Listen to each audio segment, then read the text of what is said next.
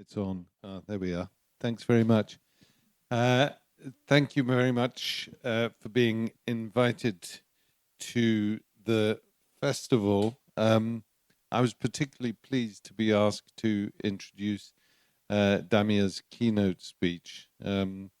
Apart from having worked in Bosnia and Herzegovina and the former Yugoslavia and the Balkans for a long time, particularly in the 80s and 90s, about 20 years ago, I was asked to join the International Advisory Board of an organization called Global Witness, which was the first international NGO that identified the nexus, the coincidence of extractivism, the extraction of natural resources, human rights abuse, and international industrial strategies. And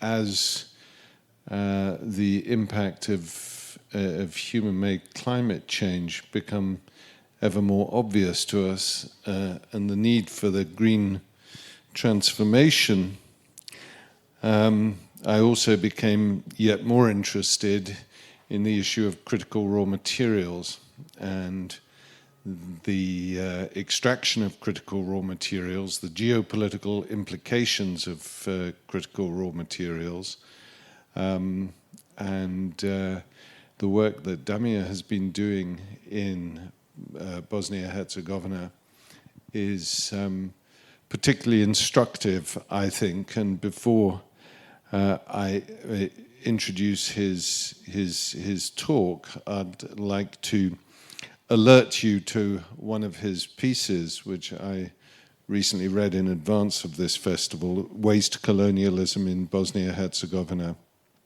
The Wartime Logic Continues, which is both instructive in a broad sense of neoliberal strategies in liminal areas like the Balkans, but also with some quite hair-raising facts about some of the industrial enterprises which have been operating in Bosnia and Herzegovina over the past 30 years or so.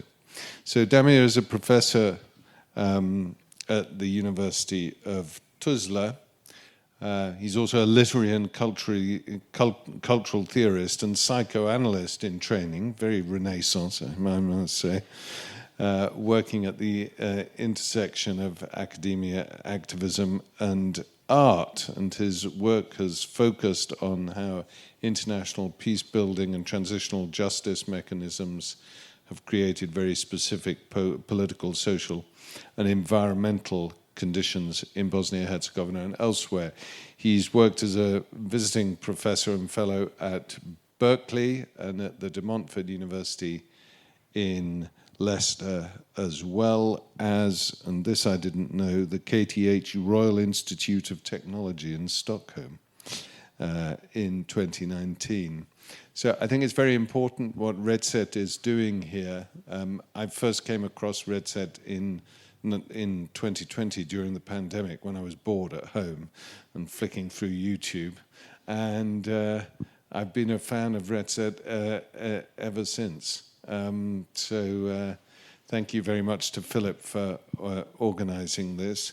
And without further ado, Damir is going to give his paper, which is Sustaining the Desire for the Social, Challenging Environmental Violence Through Art Activist Practices in Bosnia and Herzegovina. Damir.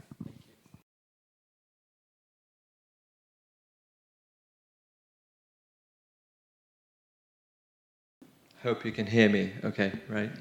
Well, thank you very much for inviting me, and Yanis, thank you for your kind introduction, and Misha as well. It's a great honor to have my talk chaired by a man who has interpreted the history of my life, basically, you know. So we'll see how this goes. Bosnia and Herzegovina is poisoned by peace. The Dayton Peace Agreement, signed almost 30 years ago, may have ended the spectacular side of the wartime violence in Bosnia. In its place, it ushered in the slow violence of an antisocial peace, whose main logic is never-ending extraction and the perpetual wasting of socio-environmental relations. The toll of such a peace are slow deaths whose causes remain obfuscated and unrecorded, and the seizures and pollution of ever greater swathes of land, water and air. Not only is the wartime logic of the ethno-capitalist elites enshrined in the peace agreement, but now, under the imperative of growth and development, the increasingly authoritarian methods of governance by these elites is sanctioned and forcefully imposed by global capital networks and foreign governments.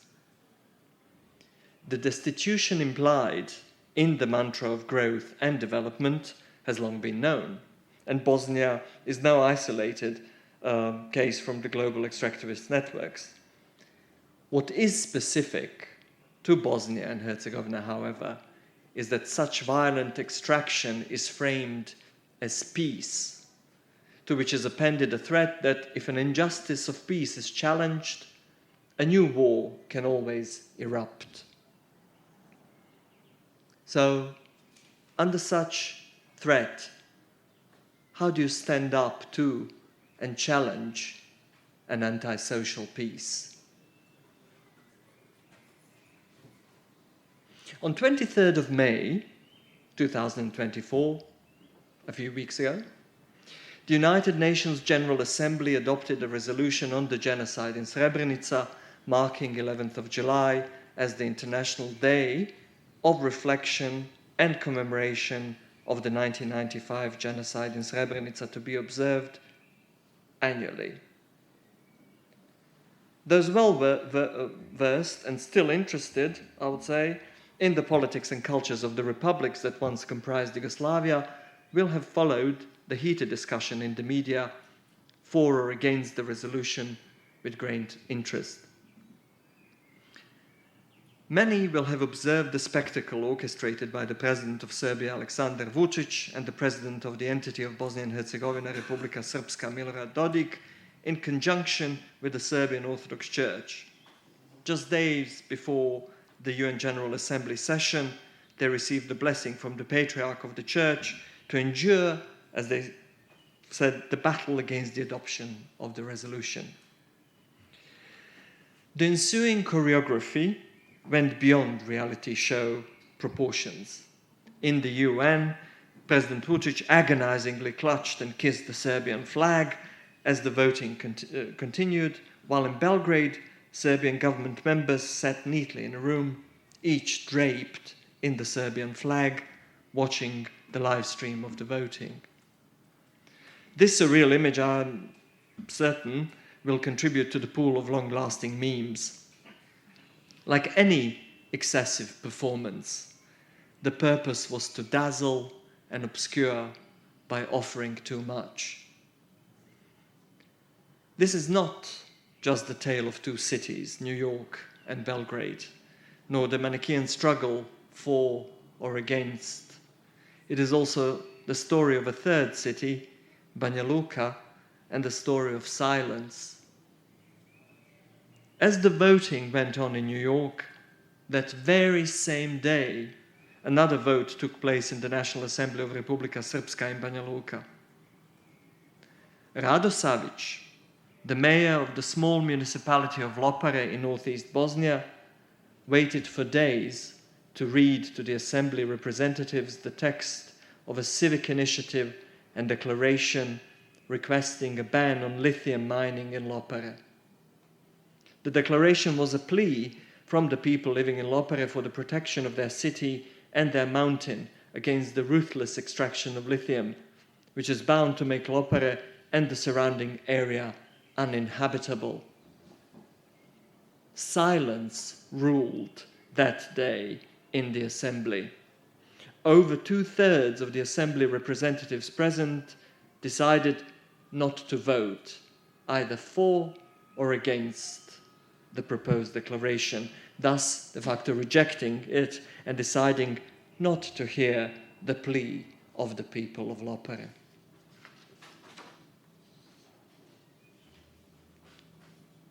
Between two subjects, there is either speech or death, as the psychoanalyst Mustafa Safwan reminds us. One could say that this silence by the lawmakers marked the first death of the people of Lopere, their symbolic death in which they were rendered disposable and now merely await their physical death. However, post-war Bosnia and Herzegovina is haunted by ongoing but publicly unacknowledged deaths caused by environmental violence, which accrues incrementally and exerts its impact over an extended temporal trajectory.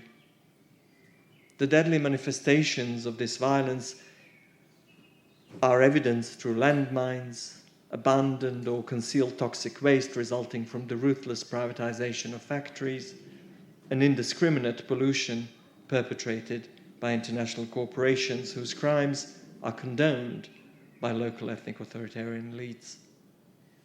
This is how a wartime logic continues in Bosnia. And this wartime logic is actually amplified by the current structural position that Bosnia and Herzegovina occupies and shares with other countries that are not EU members, but are surrounded by EU member states. This is a position of a deliberately created political waste ground. These countries are zones of exception in which toxic narratives of instability and hopelessness circulate. It is a political dump surrounded by political paradise. This political dump will endure a new wave of extractivism, now under the guise of the European Green New Deal. The EU is suffering from electricity hunger and wishes to accelerate its transition to renewable energy sources and the green economy. Its plans are to lower the environmental standards for mining raw materials in non-EU countries, prompting the portal Balkan Green Energy News to ask, even back in mid-August 2022, is the EU to sacrifice the Balkans to secure resources for its energy transition?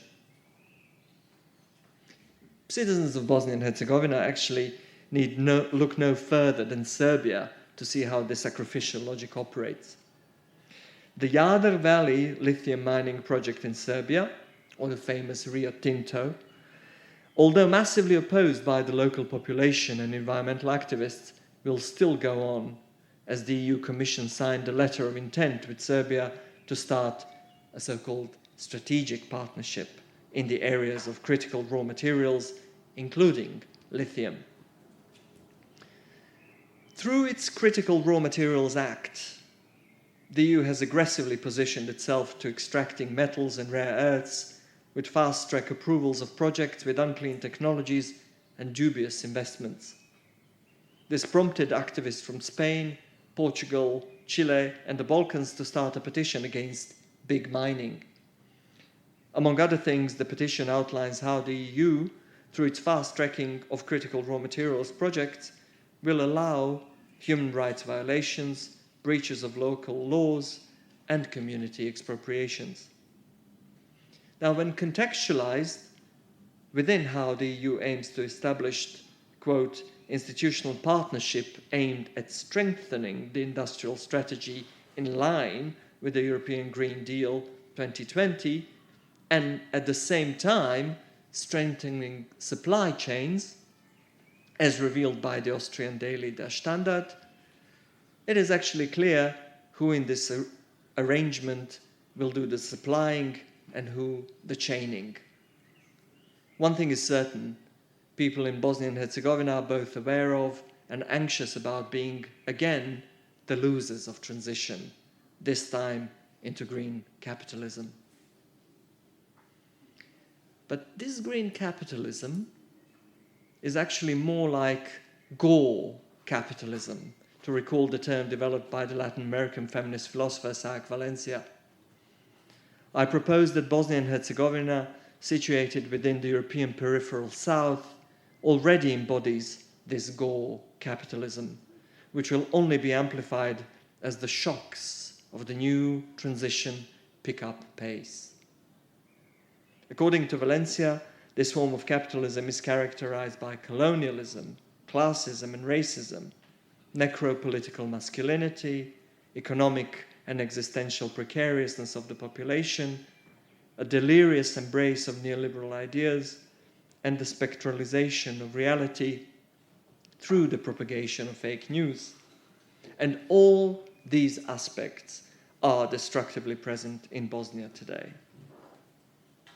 Firstly, the epidemic of femicide, in which executions of women are live-streamed, as was the case in Gradačac in northeastern Bosnia in 2023, when over 12,000 people watched the murder live. Secondly, enclosures, as in proposed fast-tracking changes to the legislation in Republika Srpska to expropriate land for big mining, only adding insult to injury after communities already had to evacuate due to landslides and lack of potable water. Thirdly, waste colonialism, abandoned or hidden toxic waste that poisons communities after factories were stripped of assets by international companies, which sucked the value out and then fled, as is the case in Tuzla. And fourthly, pollution with impunity by the international companies such as the Mittal and its affiliates in Zenica or in Lukovac. The list can go on. What is this if not the Dayton Peace Agreement as dead labor?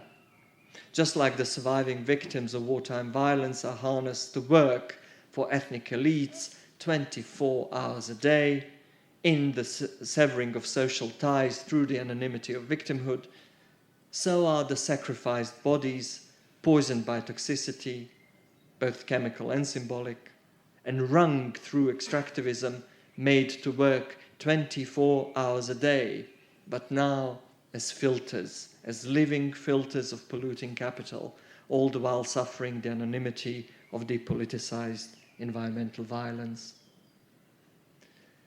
Because when environmental disasters occur, culpability is promptly assigned to nature, chemicals, or toxic waste, deflecting attention from the rapacious extractivism of natural resources that renders certain communities expendable, from the indiscriminate pollution perpetrated by international corporations, or from the aggressive neglect of the ethnic elites. So consequently, the political origins of environmental violence are obscured, and the loss of life and ecosystem resulting from such violence is relegated to the realm of the private and the familial. So this is the logic of privatization that aims to persuade us that there is no society and that we are solitary individuals who in their loneliness have to endure both the suffering and the guilt. And here it may be useful to go back to Marx, who reminds us that capital is dead labor, that vampire-like only lives by sucking living labor and lives the more labor it sucks. The time during which the laborer works is the time during which the capitalist consumes the labor power he has purchased of him. If the laborer consumes his disposable time for himself, he robs the capitalist. And this is actually why the struggle is a struggle for political time, and the struggle for the resources for the reproduction of living labor, by which I mean that which nurtures and sustains life. In Bosnia, this is the time to mourn or the time to breathe clean air, with the reminder that the bodies recuperated and sustained by the living labor should not be put back into the circulation of extractivist structures, but must be wrenched away from them. And this is our political task. So today, Bosnia metabolizes this gore capitalism by losing its people and by losing its society. In this sense, nothing has changed since the war against Yugoslavia started, and the history of today's slow violence in Bosnia is connected to the history of the spectacular violence of the destruction of Yugoslavia. This is one long history of transition, first into neoliberal capitalism and now into green capitalism. This is also a long history of the production of antisociality through the expropriation of political subjectivity and property in Yugoslavia. So, why am I making this connection? The last time I was here in December, some of you may recall, I argued for the rewriting of the history of the destruction of Yugoslavia from the ruined and toxic sites of former factories. Now, notice how everything when you talk about Yugoslavia is former, or bivše. Bivša Yugoslavia, former Yugoslavia, bivša fabrika, former factory, bivši radnici, former workers. So, in this formering, there is implied, in addition to making something a thing of the past, a certain uncoupling of a particular relationship or a quality that is no longer present. My intervention in the reconstruction of history tells us how Yugoslavia as a country was expropriated in the sense of being placed outside of the law and was then destroyed. How the working people as the political subject of Yugoslavia, radni narod, was expropriated and destroyed, and how Yugoslav socially owned property, društvena svojina, that tied the political subject to the polity was expropriated and destroyed. Now, wasting is fundamental to this destruction. Wasting was established by the ethnic elites in the early 90s as a form of social wealth that confronts and paralyzes living labor, radni narod, and converts it into mere workers, and through a suspension of društvena svojina, destroys social relations that were produced in the interaction between the living labor and this socially owned property. Wasting as the mode of governing partitions that which counts as waste and can be displaced, but more importantly confronts and paralyzes living labor. It paralyzes our capacities that nurture and sustain the reproduction of life. I think throughout my working life, I've been preoccupied with understanding why such destruction occurs on such a scale. In my attempt to analyze this unprecedented devastation of natural habitats and the loss of human and more than human lives caused by the ethnic authoritarian elites in Bosnia, this production of antisociality and the attack on the reproduction of life itself, what resonates strongly for me is a nihilistic dimension that is characteristic of what has recently been termed mutant neoliberalism. In examining the concept of mutant neoliberalism, Wendy Brown highlights nihilism as a symptom of, a quote, this sublimated will to power. This will to power, aggrieved, as Brown says, aggrieved by its wound, emancipated by neoliberal reason from social responsiveness and democratic precepts of equality and power sharing, spirited by valorization of individual freedom, turns its back, or worse, on the predicaments and vulnerabilities of other humans, other species, and the planet. So, arguing with Brown, I perceive this drive to power in Bosnia as a drive to authoritarianism. The ethnic authoritarian elites in Bosnia have effectively devalued traditional morality itself, which would typically deter extractivist destruction and the exploitation of their own ethnic population for profit. But this devaluation results in a situation where morality itself falls back to its elementary form, its will to power, as nihilism shatters its foundations. So freed from such moral constraints, these ethnic authoritarian elites are able to synthesize religion, machismo, the commodification of human and more than human life, extractivism, and intensified violence in a manner detached from any accountability.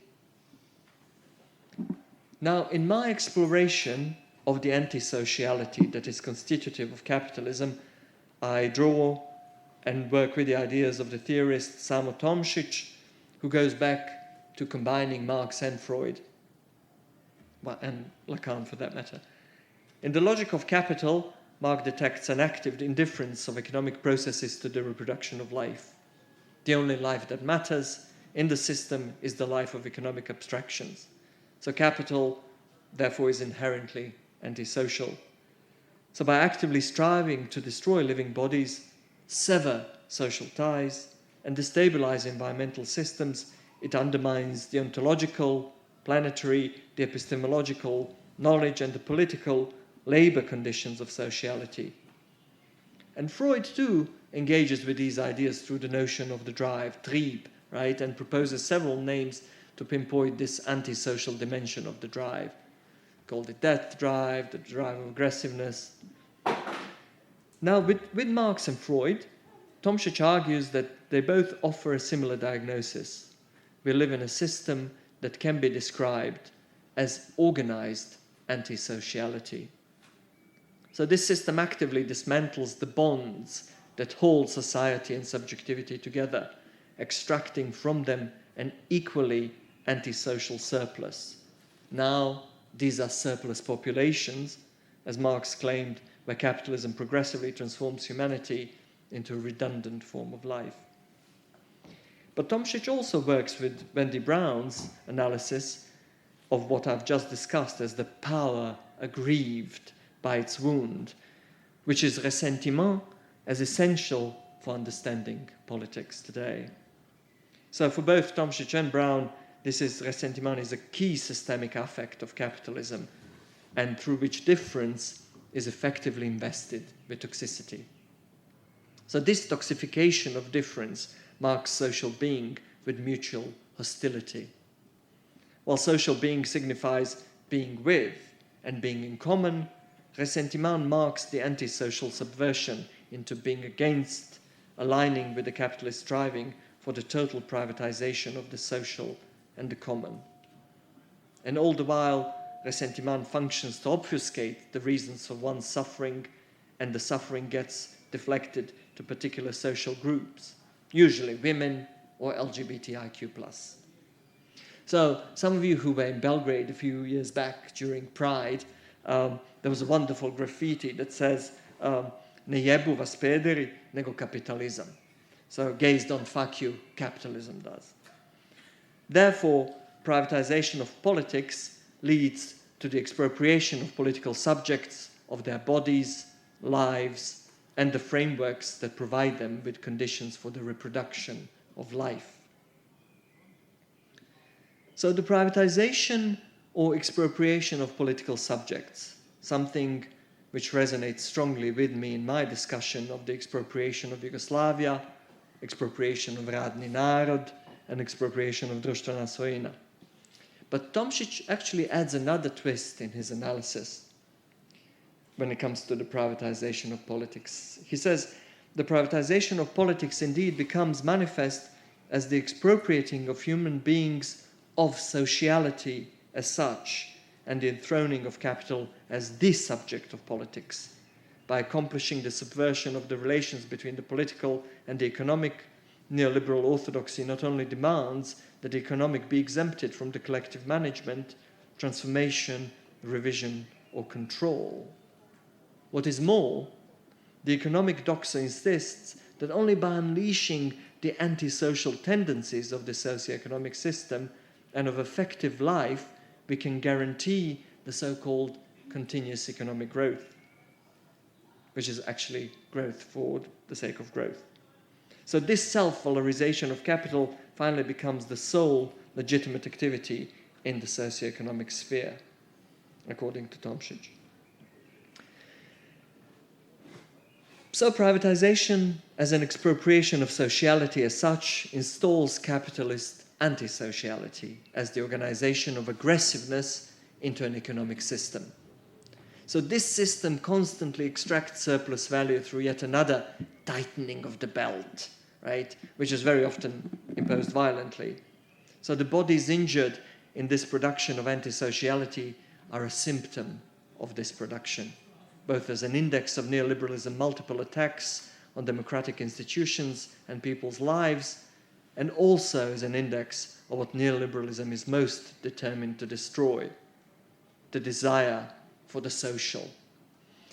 So those of you who have worked in Bosnia or in Serbia, or particularly will have heard how people are pathetic. It's usually said that because of apathy, nothing can be done. Or when you're interviewing people, or when you talk to people, and everyday life gets very dull and boring when you hear this 1,000 times. Treba odavdje bježat. You should run away from here. Nema ovdje života. There is no life here. But actually, these utterances are index of capital as dead labor. This is how capital as dead labor operates. So, this is why we have to identify with the symptom, where we can create metaphoricity amongst those who are perceived as waste, and solidarity with those proclaimed and treated as waste is crucial, actually, for emancipatory political struggle today. But solidarity does not reify the difference of excluded bodies and subjectivities only to put them back in the circulation of the capital in which they would politically compete, usually to assert one's greater victimized position. Reduced to contractuality and political competition, we are actually bribed into accepting privatization of politics. And to go to the etymology of bribe, bribe comes from brieb, right, from charity, from crumb, we can say that we are reduced to being content with the crumbs of the political. So we actually must assert unbribable life. Life that is not about accepting the crumbs, but life that is about the restoration of relationality as solidarity in our antisocial world. Now I want to return to those bodies that are relegated to the political dump as waste, and I want to discuss the desire for the social and in relation to them.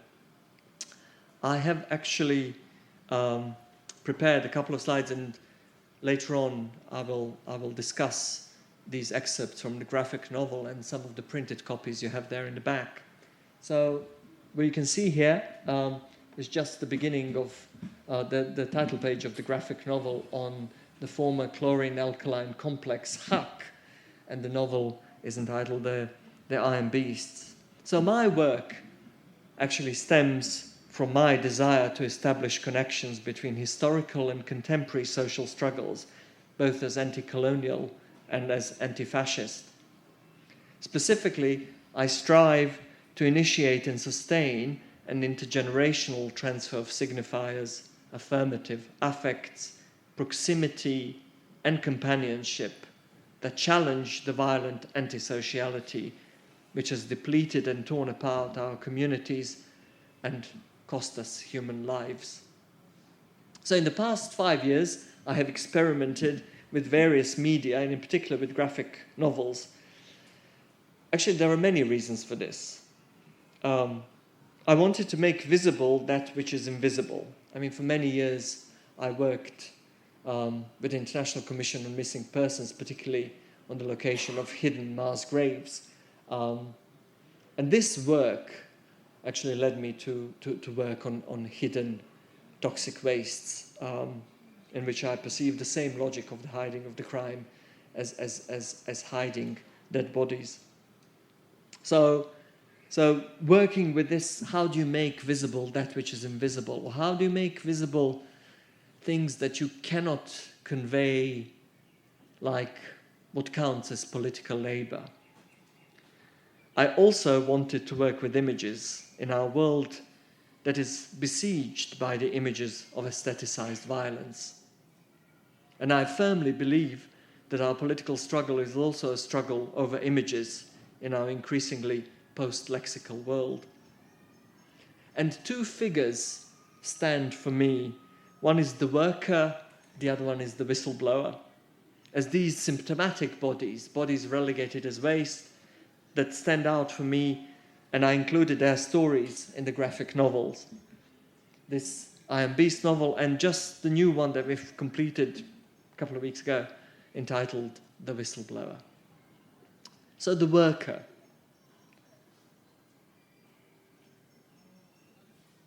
So Munib Tishkušić, you'll see him there at the bottom left, is the worker of the former chemical industrial complex HAK in Tuzla. The chemical industry was always revered and feared in Tuzla.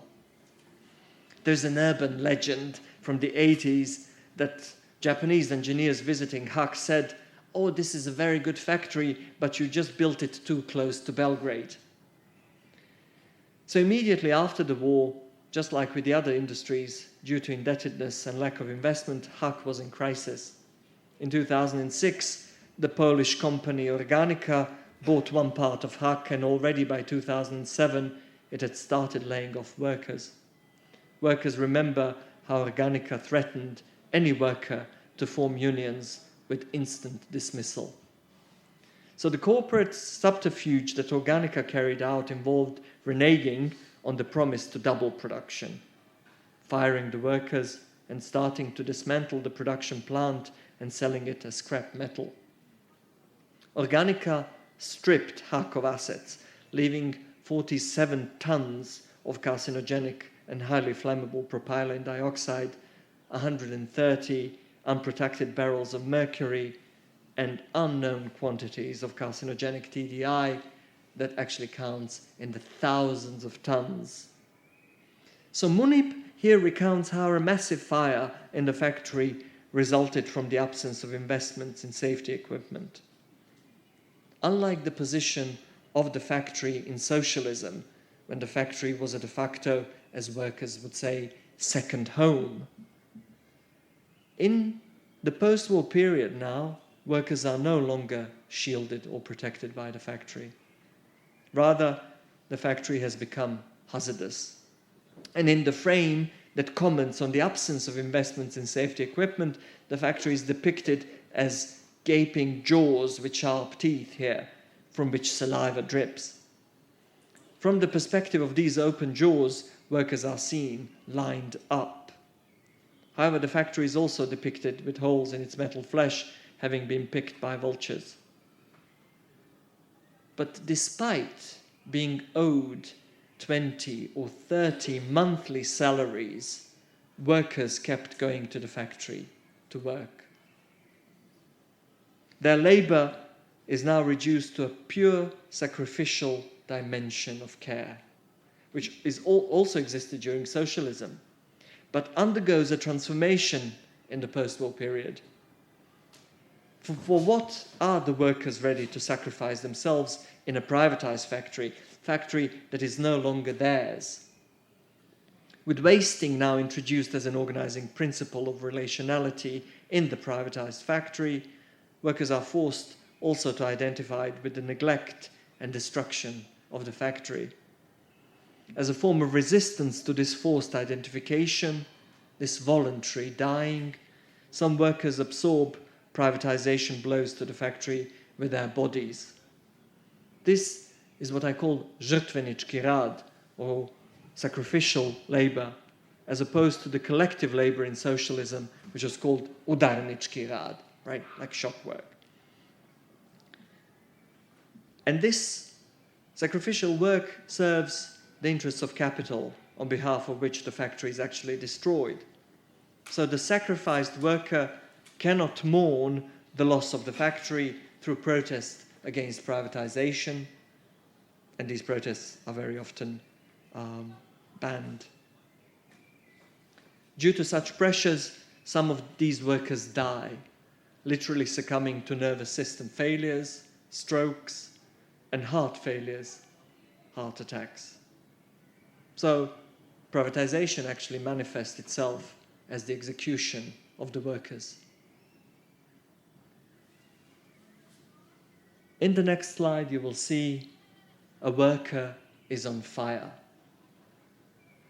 The frame depicts the character of Munib deciding to enter a massive blaze. The text talks about the intensity of the heat being such, in Munib's words, that it simply burns the skin of the face. Within the word simply lies the certainty of death if the worker were to enter the flames to prevent a larger explosion, illustrating the forced choice faced by the workers in dealing with the factory on fire and with imminent explosion. This is not a matter of rational choice. In a rational scenario, the worker would never venture into a belt of flames measuring 30 meters by 20.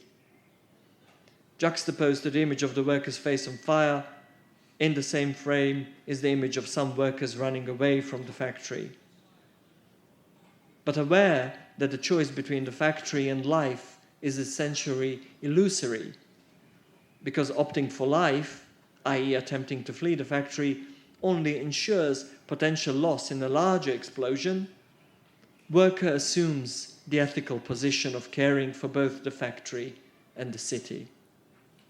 In contrast to rational choices aimed at achieving an optimum outcome, or the so-called win-win, the worker now finds themselves in a position where they must select between two losses.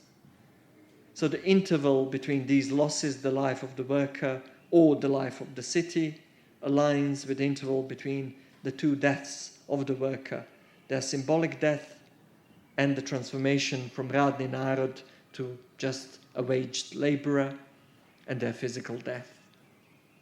So the sacrificial dimension of care demonstrated by the worker is aimed both at the object to be saved, the factory, the city, lives of other people living in the city, and the structural position from which saving can take place. And this actually affirms the position of the worker in spite of all, in spite of them being reduced to wage laborers.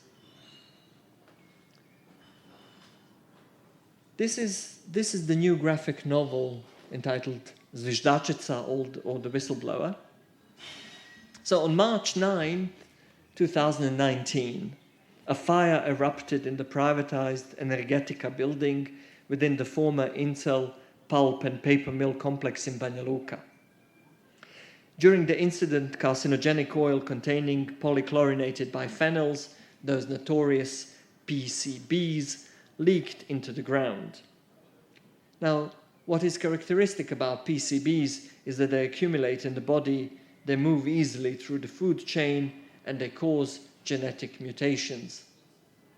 The environmental impact of PCB pollution is irreversible. So after the accident, Banja Luka's inspection authorities analyzed soil contamination, first in April and then in early June 2019, but they failed to disclose fully the findings to the public, and scant official disclosures that reached the public between April and November 2019 were later discovered to have understated pollution levels. It was only in December 2019 that Banja Luka's ecological inspection announced that in some areas of the factory, PCB levels exceeded permitted amounts by 33,000 times. So I'm just letting this sink in. It's 33,000 times. On the example of PCB pollution in Instill in Banja Luka, we can examine a range of problems. How political parties prioritize jurisdictional battles over remediation efforts between the city and the entities, how maintaining secrecy about pollution levels was deemed more profitable, how the so-called, as in Bosnia, this is the usual građevinska mafia, the construction mafia, wanted this very handsome location for their very shishi living projects, and how maintaining secrecy about pollution levels was deemed more profitable, right? And also how aggressive neglect leads to catastrophic consequences. So in July 2019, What also emerged was that the presence of carcinogenic oil containing PCBs was flagged by the European Commission as early as 2005, following an investigation by international experts. So then in July, the Republika Srpska government admitted that the EC report on PCBs in the Incel was missing. And this is what Minister Srebrenka Golic, who headed the Ministry of Construction, Urban Planning and Ecology at a press conference, said. We are looking for that study, but it is nowhere to be found. We have requested a copy from the European Commission. This was followed by silence. Then, 3 years after the incident, soil sampling was conducted by 2 companies outside of Bosnia and the Institute for Environmental Protection of Republika Srpska, each yielding different results. No remedial measures were taken post-pandemic. In 2021, the PCB issue was largely neglected by Republika Srpska authorities, with attention only from the city of Banja Luka after local elections were won, and NGO involvement was kind of very strong. Then, just now in December 2023, communities at the outskirts of Banja Luka alerted environmental civil society organizations that huge quantities of land were transported near their houses and left in illegal dump sites. Subsequently, these civil society organizations reported that a video depicting the excavation, loading and removal of contaminated soil from the Incel fire site was published. Authorities keep denying this. So this Incel story is really complicated, and it took us years to reconstruct. So actually we decided through the graphic novel to reconstruct the story of Incel and PCB through the experiences of Tatjana Mišić, who is the coordinator of the environmental inspectorate, or she was one of the head inspectors in the city of Banja Luka. In 2019, she spearheaded an investigation into contamination as the initial responder following a fire incident at Incel. So the graphic novel delineates her struggle to enforce the mandated procedures for examining the contaminated Incel site within a context where authoritarian ethnic elites in Banja Luka, with the backing of international organizations such as UNDP, delegate soil sampling to international contractors. So as vehemently as she insisted, by June 2020, her insistence to adhere to regulations and her identification of procedural deficiencies of international contractors led to her exclusion from the investigation into PCBs, and she's constantly being threatened to be fired. And actually in early 2020, she decided to go public to some of us and to tell us about what's going on. So in the graphic novel, we underscore whistleblowing as a form of political breathing. This struggle for political time is first and foremost the struggle for airtime, time to breathe and time to articulate, all the while listening to and valuing those rasps of testimonies, those vocal attempts when taking a breath. And a sign of a struggle to live, these rasps are still in excess of the incapacitating violence that has caused them. So this is the way we found through the graphic novel critically to examine the convergence of international organizations, local ethnic authoritarian elites, and international independent contractors in the context of extractivism. Notably, international contractors charge exorbitant fees for their services, offering minimal value to the communities affected by pollution. And the graphic novel outlines multiple extraction of value from communities that suffer environmental violence and how this causes further dispossession. But we also want to underscore the importance of narrating stories of courageous political expression in the form of whistleblowing, emphasizing its political commitment to maintaining the desire for the social. Now, what is at stake in recuperating the desire for the social in the fight against environmental violence? It is the upholding the act of survivance, as Saida Hodzic, working with other feminist scholars, terms it, as that which insists on defiance and active sense of presence that goes beyond the victimized position into which citizens of Bosnia have been trained since the beginning of the war in 1992.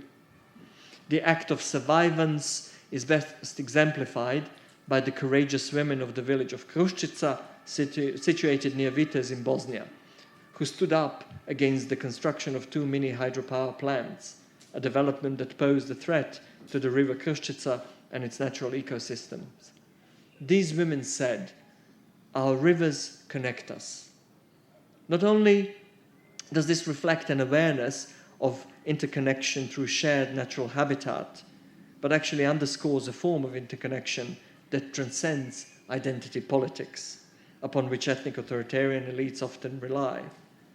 The latter form of interconnection, expressing solidarity beyond divisive identity politics, was actually what was violently attacked by the police when the special police forces were sent to attack women in Kruščica.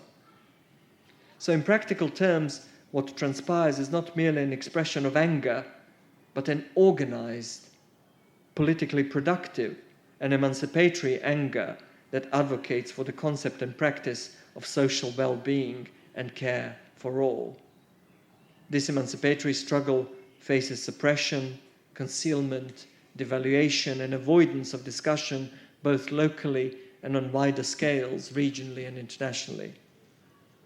And this resistance poses a significant challenge to various neocolonial initiatives, ranging from international transitional justice endeavors to the localized project championed by ethnic authoritarian elites.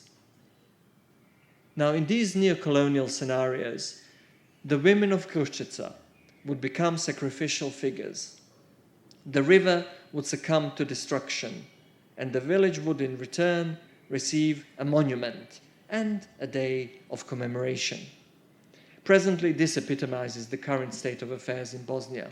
Individual lives gain recognition, both as voices and bodies, during commemorative events, where victims can speak, yet they are restricted to this role alone.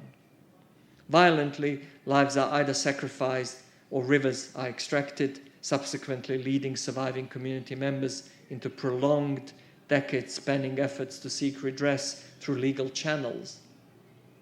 Ultimately, the community might receive a modest plaque commemorating those who resisted the violent extraction of their vital means of survival. Thus, a commemorative plaque and a substantial legal bill epitomize the contemporary manifestation of justice under ethnic authoritarianism, draped in empty liberal democratic procedures. Now, against such depoliticized life, survivance sheds light onto a much-needed fight back, both violent and non-violent, against extractivist enclosures of natural resources and against the disposability of devalued populations. And all the while, this fight has to practice care for human and more than human lives. Thank you.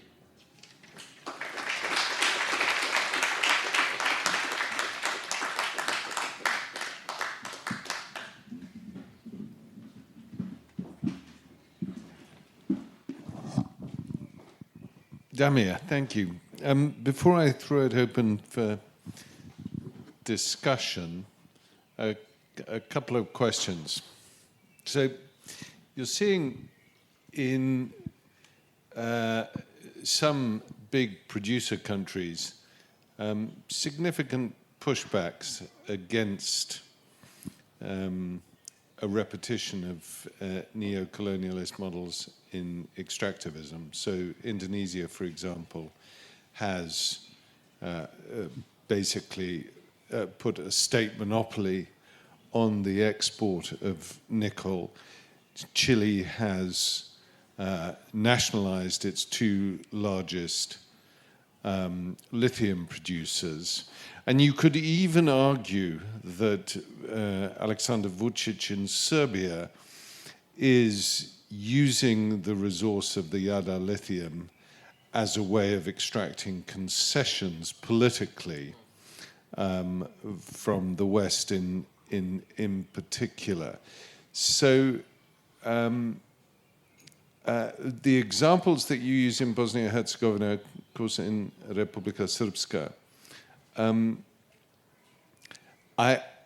I struggle to find what benefit Dodik is receiving from an example like Organica, for example, closing down Huck, running it down, and then just selling it for scrap metal and leaving this toxic waste. So when you're talking about the ethnic, the political elites who are using ethnic tensions and facilitating this type of brutal extractivism, can you give me a sense of how closely they are involved?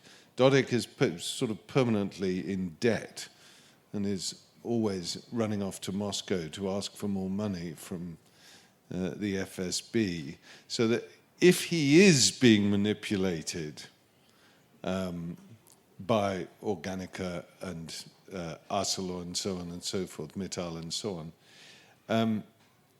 he's not negotiating very well at all, because he's in a rather weak position, I would argue, at the moment. Sure. Or you can use this one if that's there. This works. Well, thank you for this question. Actually, Dodik is not in debt. Republika Srpska is in debt. I think that Dodik's coffers are really full, and this money has been siphoned out. Well, personally, exactly. So I think there is recent scholarship, particularly on this new lumpen type of elites, being like there's this kind of almost lumpen bourgeoisie that we are talking about. And this new elite is willing, proverbially, to sell their own mother for profit. And I think there is nothing traditional or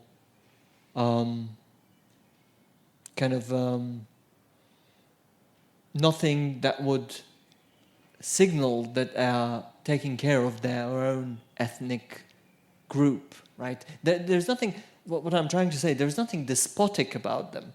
Like, as a good despot, they will take care of their households and increase the value and worth of their households. I think this is about emptying out of everything and getting rich individually together with your posse, and just like Milosevic fled, well, he didn't flee, but he couldn't, he was about to. But, when Mira Markovic fled to Moscow, and when all those billions, they're still sitting in Cyprus, right, in banks, and these people have access to this wealth and money. I mean, the same thing is going to happen with Dodik, or Vučić, actually, for that matter. So he's not in debt. Republika Srpska is getting in debt, and this debt is paid by concessions being given to forests, to rivers, to big mining companies, and if you think about what kind of a fight back, so Vučić can use this to oil the engines of his SNS machinery, I would say, but nothing beyond that, because nobody else sees the benefits of these kind of concessionary rights being given. So, I mean, it would be utopian to imagine nationalization of these companies where everything is so being privatized in such a heavy way. So the question is, how long this extraction will go on until people realize that they've been sold, and they have been sold. So the good old kind of rational scenario in which you think, so why are they doing this? Because they're poisoning their own children. So why are they building fancy apartments at a former incel site and a kindergarten for the wealthy, where pollution levels are terrifying? So I really think that it is about the top echelons trying to extract as much as possible, even from their own clientelist networks. Well, actually, it's why clientelist networks are set in motion as these huge political pyramid schemes, right? Just to extract value for the selected few. So to understand that we cannot rely on this rationality in expecting that this extraction is going to stop, because it won't. And I think this is how we have to gauge our struggles. I don't know whether this answers the question, but... Yeah, it was a rather imprecisely formulated question, I'm afraid, and I included 2 or 3 points in it. So, so that wouldn't be your fault; it would be my fault. One practical question: are you seeing equivalent processes in the Bosnian Croat Federation that you're seeing in Republika Srpska? Well, now, the new legislation passed, or about to be passed in Republika Srpska. I mean, I live in Tuzla, which is in the Federation, and I deal with these. I live near Hak, 5 kilometers away. So Dodik is going to be passing the changes to the mining bill, which is going to completely remove any possibility of local communities having a say into what gets extracted. The same thing is being negotiated in the Federation under the package of help by the Brits as rule of law. So under the guise of the rule of law reforms, we are being made to accept changes to legislation that are going to enable extraction in the severest form imaginable. So things like Vares, the extraction that has already started is just like the tip of the iceberg, what's going to happen in the Federation. So it's almost like there is an huge feast being opened, like an open buffet that Bosnia has become for all these big mining companies. Does this answer the question? Well, yes, in as much that the Federation doesn't seem to be much better off than... But why would they? Republika Because, Srpska. I mean, you know, we live in a one-party system that's organized along mafia structures. So it's like, you know, this democratic multi-party system is just a valence for the outside eye. But these people talk to each other, they trade with each other, they just treat the country and the surviving people as the spoils of the war. And in your article, you identified that there are there's currently a new discourse around the possibility of a renewal of armed conflict in the region. Do you think armed conflict would benefit those elites at the moment? And if so, what would they get out of it? Well, on the one hand, you can just be cynical and say it'll be a wonderful ticket out. You know, they would be able to flee the country, go to, I don't know, Moscow or Dubai or wherever they keep their money and their properties, and they wouldn't have to deal with this. They would be protected from any sorts of trials. But on the other hand, you could also say that this might boost nationalism again, because as this kind of ressentiment, it's easily deflectable to just other people attacking your property. But as you pointed out, and I've argued for a long time as well, the wars of the 1990s were essentially a masking operation, masking the privatization of state assets in huge volumes.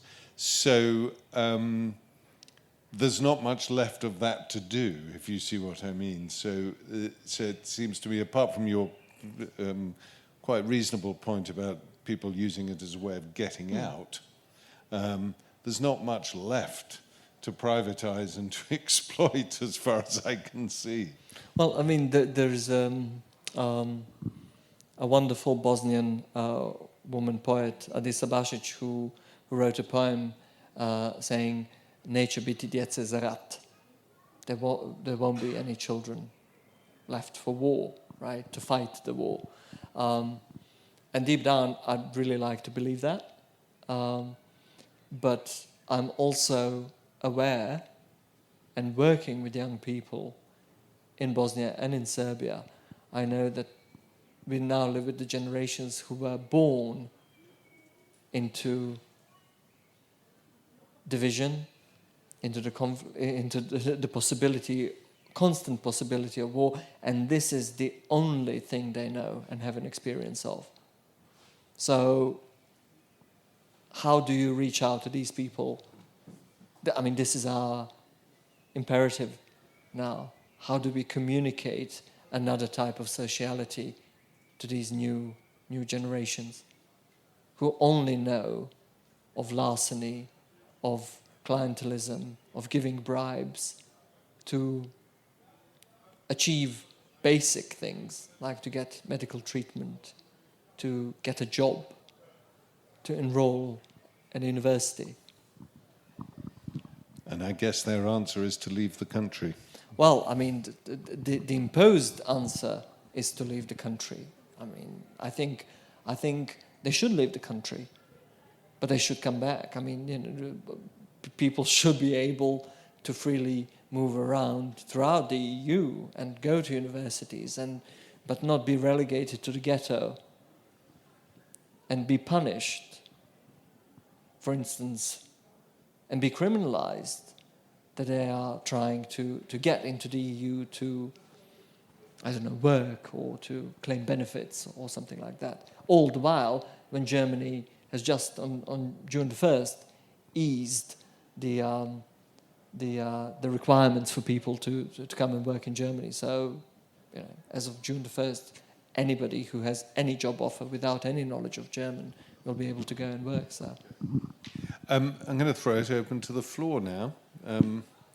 If there are any comments or questions on Damir's paper.